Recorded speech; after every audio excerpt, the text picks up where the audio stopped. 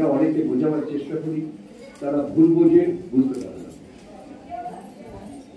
প্রভুপাদ কিন্তু কখনো বলেননি যে তুমি পোকার মতো, বইয়ের পোকার মতো হয়ে তুমি শুধু বই নিয়েই থাকো। ভালো করে লক্ষ্য করি, আমরা এসছি জগতে কৃষ্ণের সেবা দেওয়ার জন্য। কৃষ্ণের সেবা মানে প্রভুপাদ, আপনি বিশ্বাস করবেন না, আপনার চোখে, আমাদের চোখে জল এসে যায় শুনলে পরে। বৃদ্ধ লোকটা প্রভুপাদ যখন মৃত্যু সজ্জায় ছিলেন বৃন্দাবনেতে, ওনার ওই অবস্থায় ওনাকে দেখবার জন্য, গুরুদেবকে দেখবার জন্য সমস্ত বিশ্ব থেকে কত ভক্তরা ছুটে ছুটে এসেছিলেন। তাদের দেখে প্রভুপাদ বলছেন যে তোমরা কেন এসছো? জড়জগতের বুদ্ধি হলে কি হবে? জড়জগতের মৃত্যু হলে পরে, হ্যাঁ, তুমি এসছো দেখলে মা কত সন্তুষ্ট হবে, এসে কত সন্তুষ্ট হবে, খাওয়া দাওয়ার গল্প হবে, তুমি নানা রকম জিনিস পিতাকে খাওয়াবে, কিন্তু প্রভুপাদ বৃন্দাবনে বললেন তোমরা এখানে কেন এসছো?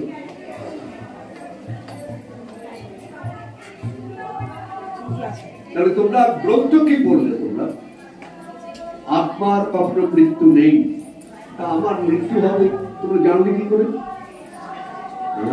কোন মৃত্যু নেই। তোমরা যে যার জায়গায় তোমরা চলে যাও না, বুঝে নেই জিনিসটা। আপনার তো আনন্দ হবে ভক্তরা যদি আসে, এখন ডিস্টার্ব করো না,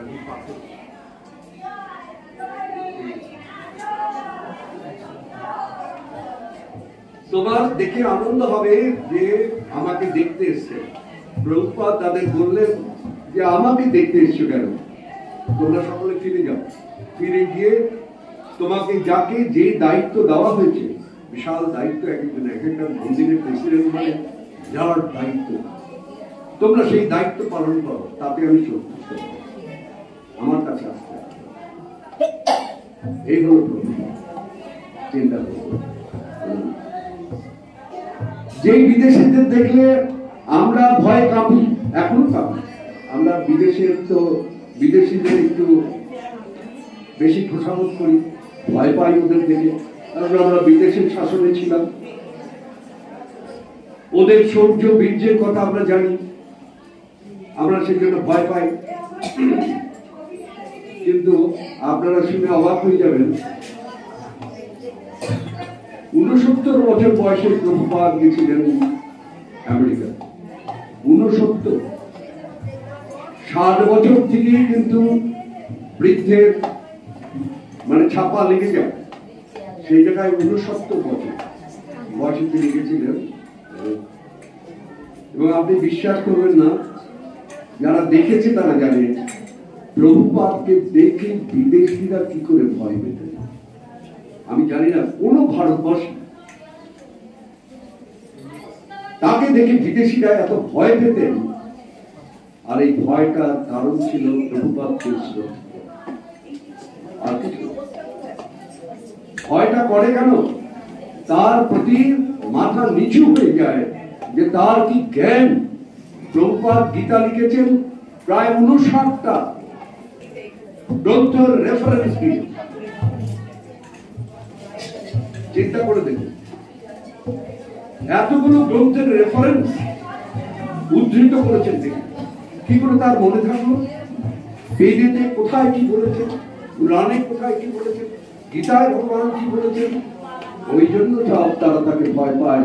যদি আমাকে একটা প্রশ্ন করে, আর ভালোবাসা ছিল আমাদের এখানে প্রশ্ন করার নাম শুনে পড়ে তারা সরে যায় যে আর আমি ওখানে যাবো না, আর ওখানে প্রভুপাদের কাছে চলে আসে।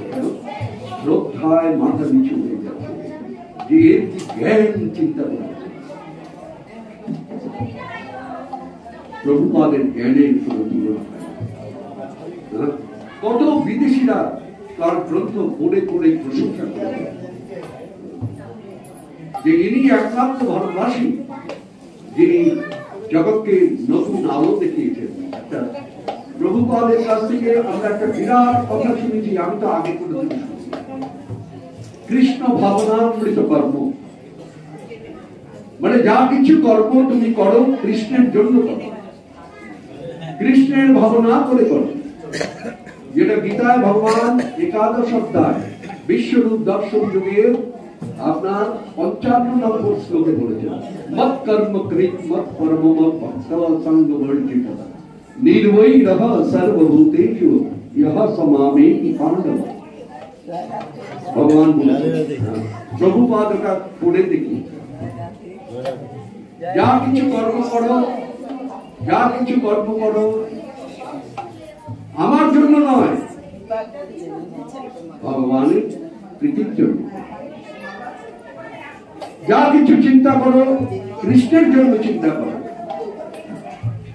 যা কিছু পড়ো, তুমি তোমার পোশাক পড়ো, দেখো এই পোশাকে কৃষ্ণ আনন্দিত হয়, সবকিছুই কৃষ্ণের জন্য। এই প্রভুপাদের এই কথাটা আমার জীবনে কিন্তু আমি দেখেছি, এটা যখন আমি প্রয়োগ করতে চাই কারো উপরে তারা অসন্তুষ্ট হয়ে যায়। অনেকে আছে কাজ করতে চায় না, এই মন্দিরটা চালাতে মানে ঘরে ঘরে গিয়ে অনুদান নিয়ে এসে চালানো খুবই কঠিন। যে এটা চালা প্রভুপাদের ইয়ে হচ্ছে, তুমি এতে যুক্ত থাকো, বই তো তুমি যখন তখন পড়তে পারবে, অবসর সময় বই পড়বে। এখন কাজের সময় তুমি পেট্রোল ভরে নিয়েছো, এনার্জি স্টোর করেছো, সকালবেলা জব করেছো, তুমি মঙ্গল আরতি করেছো, এনার্জি স্টোর করেছো, now you go for work. ভগবানের সারা দিন কি পরিশ্রম করে সেবা করছে। নইলে ইসকন কি এত তাড়াতাড়ি কোনো অর্গানাইজেশন এত দূরে উঠতে পারে? আজকে ইসকনের প্রায় 2000 মন্দির আছে, কি বিশাল বিশাল মন্দির, চিন্তা করে। আর ওই মন্দির দেখে আর ইসকনের কাজ দেখে ওখানকার